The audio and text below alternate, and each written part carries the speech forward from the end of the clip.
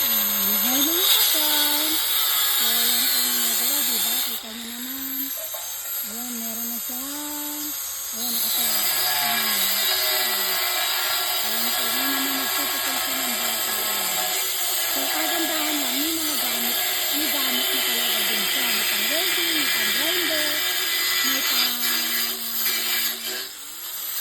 Ang tawag doon, yung barena. Ayan. So, kaya talaga naman, ganyan yung kasipag. Hindi pa naglalunch yan. Naaya ko ng kumain. Ayaw niya pa. Kasi nga kasi pag nagtrabaho siya, matapos niya yung kanyang ginagawa. Kasi nga, siya lang talaga ang gumagawa eh. Siyempre, hindi naman kami marunong.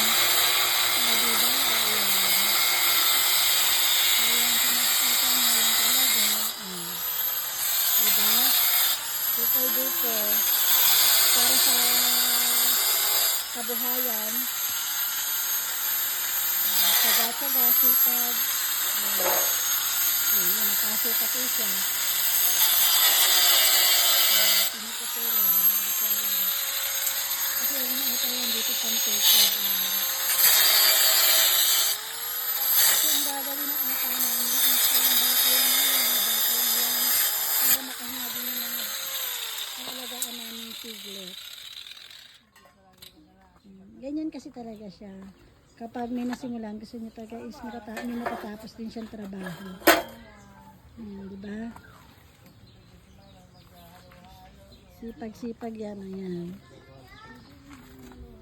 So, yun lang mga ka-farm.